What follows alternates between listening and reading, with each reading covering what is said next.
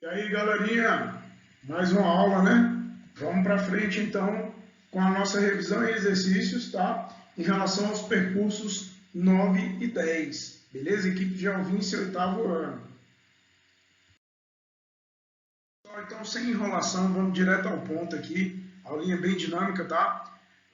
Explique o que foi o Homestead Act e a sua relação com a ocupação do interior dos Estados Unidos da América. Pessoal, então, o primeiro governo instituído nos Estados Unidos da América, ele criou o chamado Ato da Propriedade Rural, né, que a gente vai chamar aí de Homestead Act.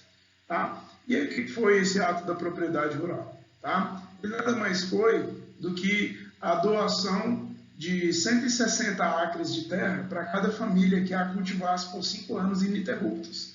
Né? Isso aí daria a possibilidade, né, de que as pessoas pudessem ser donas da terra que estavam ocupando e, consequentemente, cultivando.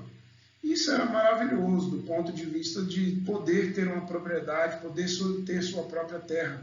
Né? A Constituição dos Estados Unidos, ela, desde o início, ela trata como sagrada a propriedade privada, né? E ela dá uma importância muito grande para essa questão, e o governo daquele país ele percebeu que era necessário que cada família pudesse ter o seu próprio sustento. Tá? Então isso aí facilitou muito também o engrandecimento econômico daquela nação. Obviamente, esse tipo de doação de terra facilitou e incentivou um grande fluxo de imigrantes, principalmente vindos ali da Europa, né, da Irlanda e da Inglaterra, tá, para compor boa parte da população, digamos aí, colonizadora de povoamento, né, que assim a gente diz, dos Estados Unidos da América, tá? E lembrando, tá, nos Estados Unidos da América também houve colonização de exploração por parte dos ingleses e irlandeses, né, principalmente na porção sul do país, tá? Teve escravização, teve tudo de ruim que você pode imaginar numa colonização de exploração, a exemplo da que predominou no território brasileiro. Mas nos Estados Unidos predominou, embora houve a colonização de exploração, predominou nos Estados Unidos a colonização do tipo povoamento. Tá? Isso contribuiu também para o desenvolvimento daquela gigantesca nação. Tá joia? Então esse foi o Homestead Act, tá? Instituído em 1862. Tá joia? Na sequência, a número 2 aí pede para você caracterizar o destino manifesto, né? E ele corresponde a um conjunto de ideias escritas pelo jornalista John L. O'Sullivan em 1845, tiveram escrito no papel importante ocupação oeste, né? Ele defendia, tá? Essa ideia defendia o ideal do Destino Manifesto, e somente as pessoas brancas e puritanas, né, elas seriam hábeis a colonizar o país e a dominar politicamente aquela nação, né? Isso aí era, como a gente fala, né, na aula, era uma desculpa esfarrapada, tá, para dominar os nativos da região, né, que no caso eram os indígenas. Tá? Você tinha ali vários grupos indígenas, assim como no território brasileiro também havia grupos indígenas lá. Muitos deles foram dizimados, né, pela força militar e por essa coerção política do colonizador estrangeiro, que passou a ser o dono daquela terra. Tá? Você tinha lá os grupos de indígenas Cherokee, Apalache, né? E por aí vai, você vai ter esse padrão de dominação também. Tá bom? Então, Homestead Act e o Destino Manifesto contribuíram aí bastante para a ocupação interior dos Estados Unidos. Tá? No caso do Homestead Act, aí da questão número 1, você vai ter a questão da marcha para o oeste, né? Com essa doação de terras, as pessoas foram passando a ocupar o interior do país, tá certo? E aí, pessoal, na sequência, ele pergunta na número 3, a doutrina Monroe tinha qual objetivo e qual era o seu slogan? Tá? Então, vamos começar pelo slogan, que a gente já cai dentro do objetivo, né? você tinha ali, então você tinha dentro da doutrina Monroe, né, o slogan de a América para os americanos, né? Alguns autores completam falando a América para os americanos do norte, tá? Eu completaria dizendo a América para os americanos anglo-saxões, tá joia? Porque quando a gente fala América para os americanos do norte, eu também estou incluindo o México. E a gente sabe que o México ele não foi tão beneficiado, na verdade ele nada foi beneficiado, inclusive terras do México foram tomadas nesse processo de expansionismo territorial estadunidense, tá bom? Então, a doutrina Monroe, ela tinha o objetivo de evitar que qualquer nação, principalmente europeia, pudesse colonizar qualquer terra dentro do continente americano, tá? Então era, a América é nossa e ninguém tasca, ninguém trisca mais, tá? A América para os americanos. Falou nisso, você lembrou de doutrina Monroe, tá? Na sequência, o que foram as 13 colônias dos Estados Unidos e qual a sua localização geográfica. Pessoal, então, assim como a colonização brasileira pelos portugueses, ela teve maior força inicialmente no litoral leste do nosso país, você teve a instituição das 13 colônias, tá, inglesas no litoral leste dos Estados Unidos e, posteriormente, você vai ter o expansionismo para o interior, né, a chamada Marcha para o Oeste. Tá? Então, as 13 colônias são os 13 primeiros locais dentro do território dos Estados Unidos, na porção do litoral leste, voltada aí para o Oceano Atlântico, tá? Em que você vai ter esse início de ocupação e dominação territorial dentro do que hoje nós chamamos de Estados Unidos da América. Certo? E a número 5, o que foi a Conferência de Paris e por que os Estados Unidos deixou de fazer parte dos acordos nela produzidos. Gente, a Conferência de Paris, tá? Ela visa a redução de emissões poluentes, tá? E os Estados Unidos da América, ele deixou de fazer parte desses acordos, né? Porque isso limita o crescimento econômico, tá? A poluição é algo problemático que deve sim ser combatido, tá? Só que, na verdade, nós não podemos parar as economias em prol dessa questão. Tá? O que nós devemos sim buscar fazer é o chamado desenvolvimento ecologicamente sustentável. O que é o desenvolvimento ecologicamente sustentável?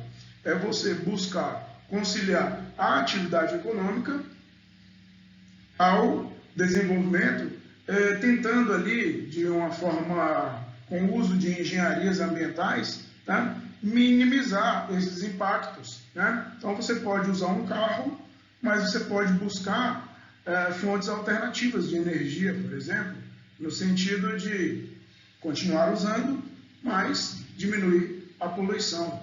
Tá joia? Então a lógica seria essa, só que tudo isso tem um custo. Né? E os Estados Unidos, nesse momento aí de retomada, de crescimento, né? O slogan da campanha do então presidente Donald Trump era: vamos fazer a América grande de novo, né? Let's make America great again, tá? Aquele bonezinho vermelho que ele usava na campanha, tá? Ficou bem famoso aí. Então, qualquer coisa que possa prejudicar o crescimento dos Estados Unidos da América, tá? Tá fora da linha de atuação do atual governo, tá? O que é uma questão bastante nacionalista. Professor, isso aí prejudica o planeta? Não prejudica? Olha, em médio e longo prazo, decisões tomadas, elas podem ser muito perigosas, tá? Então a gente tem que justamente sempre buscar avaliar essa questão. O custo e o benefício de cada tomada de decisão deve ser analisado criteriosamente para que a decisão seja a mais acertada possível. Agora, a gente também tem que entender que nós estamos falando da terceira maior população do planeta, nós estamos falando do país que tem o maior PIB do planeta, tá? Ainda mais agora, atravessando esse período de pandemia, tá? Nós não sabemos como será o futuro da economia mundial, certo? Então, a pergunta que fica é: será que os Estados Unidos está errado por cuidar da sua economia em detrimento de cuidar do meio ambiente global? E outra questão que a gente pode se fazer é: será que poluições locais, elas realmente afetam em âmbito global? Tá? Existem estudos dizendo que sim, mas também existem estudos dizendo que não. Tá? Não existe um consenso científico a respeito dessa questão, tá? Mas existe uma agenda, tá, globalista que influencia todos a pensarem em apenas uma corrente, né, de que o mundo está sendo destruído pelo homem, né, de que estamos perto aí do fim, tá, que as geleiras estão derretendo porque as fábricas estão funcionando. Agora, as pessoas podem discutir isso no âmbito da mera discussão ou podem buscar evidências científicas. E quando a gente busca evidências científicas, tá, fica tudo muito mais claro em relação a isso e a gente percebe que existem diversas correntes, tá? Não existe um pensamento unânime. Qual a dica que eu dou? Pesquise o máximo que você puder e sempre busque opiniões diferentes para você fazer o contraponto entre duas opiniões. Tá joia? Julgamento justo é aquele que a gente escuta os dois lados da moeda. Então, quer falar de clima, quer falar de economia? Veja as duas correntes de pensamento e você vai produzir o teu ponto de vista. Porque senão você corre o risco de se tornar uma pessoa comumente manipulável, né? A maioria da população não se dá esse trabalho, prefere receber notícia pronta, quando na verdade a maioria das pessoas, inclusive, se contenta com o título de uma reportagem e quer falar sobre a reportagem sem sequer ler a reportagem. Tá bom? Então pesquise tudo, tá? Fique atento, né? Veja que quase tudo na vida, ou tudo, deve ter pelo menos dois pontos de vista. E aí, quando você analisa os dois lados, você chega de forma mais inteligente a uma conclusão.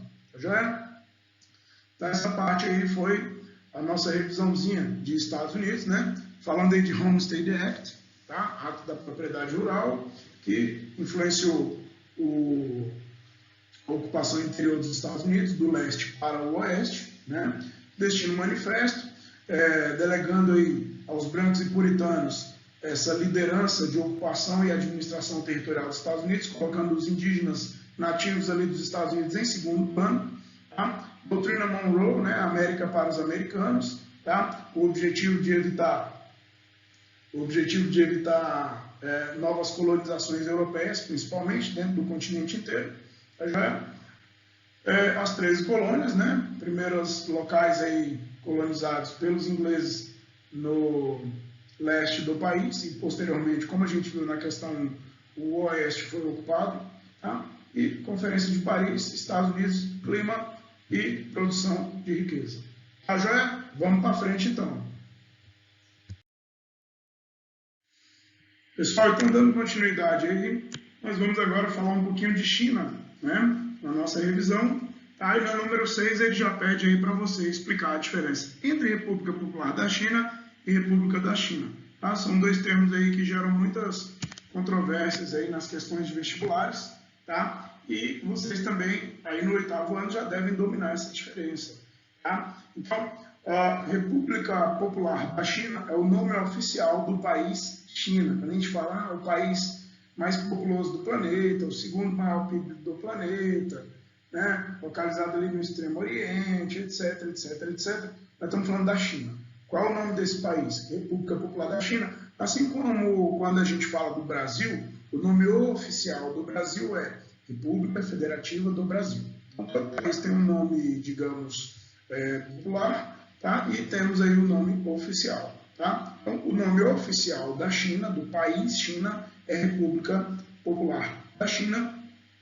E a República da China, na verdade, seria o nome aí dado à ilha de Formosa, né, onde foi fundada Taiwan, né, que segundo o governo chinês é a província rebelde. Tá? Então a gente vai falar um pouquinho disso na questão 10, tá? Mas só antecipando um pouco. Tá? O Chiang Kai-shek, né, ele fugiu da República Popular da China para a ilha de Formosa e lá fundou a chamada China capitalista, né, Taiwan.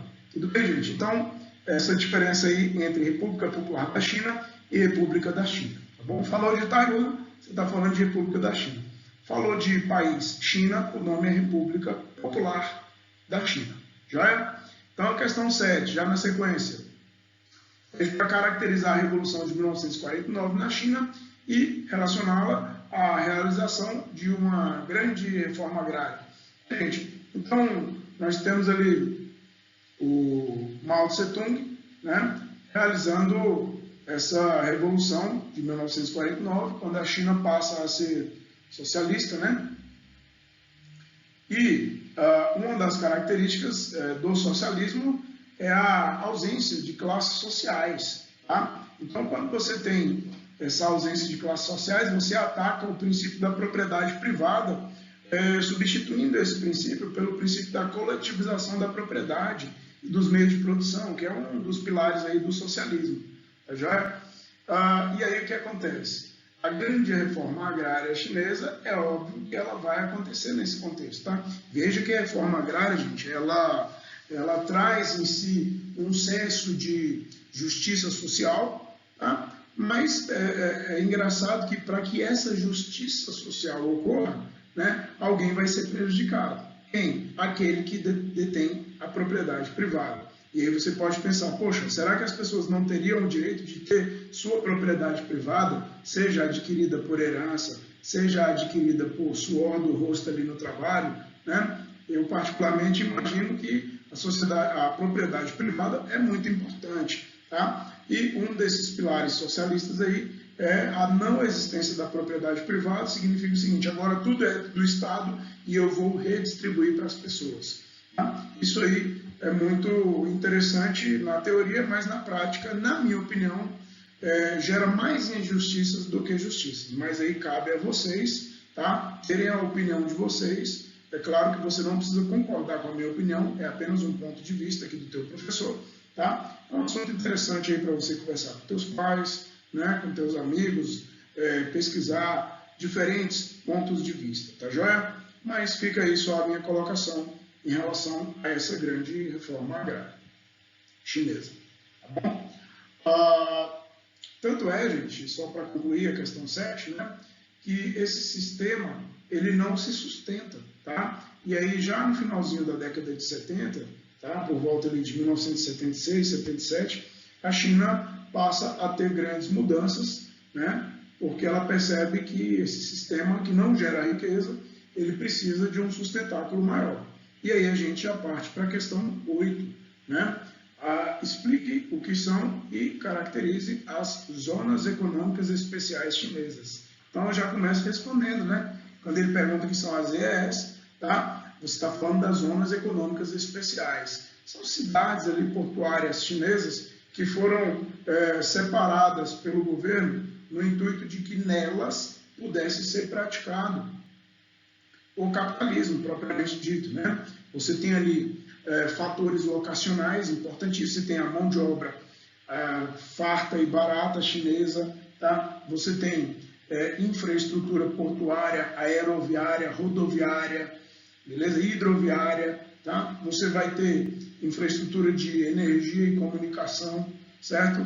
Você vai ter isenção ou redução de impostos, tá? Você vai ter nas zonas econômicas especiais chinesas a possibilidade da entrada de capitais estrangeiros, você vai ter a possibilidade da remessa de lucros para as matrizes das empresas filiais lá instaladas. Então vamos supor, você é dono da fábrica de motores da Alemanha, né? Bayerische Motorenwerk, tá? Que a gente chama de BMW, tá? E você instala uma fábrica lá numa zona econômica especial chinesa, né? Anteriormente à existência das zonas econômicas especiais, você não poderia instalar uma fábrica lá porque não se permitia propriedade privada no país. Então, a ZEE, ela traz para a economia chinesa a possibilidade da prática capitalista dentro do território chinês, tipicamente socialista, certo? E aí a gente vai falar um pouquinho dessa questão econômica quando a gente fala de economia socialista de mercado. Uma das maiores dúvidas em relação à China é qual é o sistema político-econômico do país, né? E aí você percebe que não estamos falando nem de capitalismo e nem de socialismo propriamente dito. Tá? Você tem ali uma mescla, uma mistura entre capitalismo no campo econômico e socialismo no campo político. Vide a presença de apenas um partido político no país, né? Que é o Partido Comunista Chinês. Tá joia? Então, a ZEE é a exceção do socialismo chinês. Ela é o capitalismo dentro da China. Tá? E é a partir da zona econômica especial chinesa que a China vem se tornando, nas últimas décadas, uma megapotência econômica, industrial, militar, tá? E aí ameaçando, inclusive, a hegemonia estadunidense. Então, essa superioridade política, social, cultural, econômica e militar dos Estados Unidos em relação ao resto do mundo, tá? Essa hegemonia ela fica arranhada por essa chegada tão rápida da China a esse crescimento econômico. Tá joia? E está aí uma prova de que o capitalismo tem seus problemas, o capitalismo é cheio de problemas, mas ele é o sistema econômico que transformou a China numa potência econômica. Tá? Então, ele tem seus problemas, mas ele também tem suas vantagens. Tá joia? Então, fica aí. Zonas econômicas especiais chinesas. E aí, na questão número 9, você tem aí a questão 9, indique os principais produtos brasileiros exportados ou vendidos para a China. Então, primeira coisa, tá, gente? Qual é a característica da matriz econômica brasileira no que tange a exportações? Geralmente, no contexto da nova Divisão Internacional do Trabalho, a nova DIT, né, o Brasil ele se posiciona como um grande exportador de commodities, né, de produtos de baixo valor agregado, matérias-primas, tá? Dentre os quais a gente pode destacar aí a soja, minério de ferro, o petróleo, tá? São principais produtos que o Brasil exporta e vende para a China, né? Que é o nosso maior parceiro comercial ao lado dos Estados Unidos da América. E na 10, né? Voltando a falar daquele assunto lá de Formosa, tá? Taiwan, relaciona a participação de Chiang Kai-shek na formação da República da China, Taiwan, Ilha de Formosa. Então, um líder político, tá, de grande expressão na antiga República Popular da China, que era contrário aos ideais socialistas implantados pelo governo chinês, central no Partido Comunista Chinês. Tá? E aí, ameaçado de prisões, né, sofrer prisão e ter ali várias punições por não concordar com os ideais, ele fugiu, tá, para a ilha de Formosa e fundou lá, oficialmente, a chamada República da China. Não confunda novamente República da China com República Popular da China. República Popular da China é o nome do país, China. República da China é o nome oficial de Taiwan. Aí você me pergunta, professor, Taiwan é um país? Gente, tem tudo que um país precisa ter para ser país, exceto o reconhecimento internacional por parte da China. Porque, por esse motivo, a ONU não reconhece Taiwan como país soberano ainda.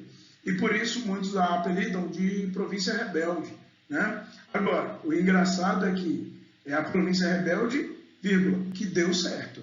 Tá? Porque quando você olha os indicadores socioeconômicos de Taiwan, tá? Você vê ali um dos melhores locais para se educar uma criança, né? Sistema público hospitalar infinitamente melhor do que a maioria dos países do planeta, né? Uma economia crescente, pujante, né? Poderosa, tá? Então mostra mais uma vez aí que um capitalismo que sim tem seus problemas, mas que bem administrado, né, ele tem chance aí de prosperar e gerar também prosperidade para os cidadãos da nação assim administrada.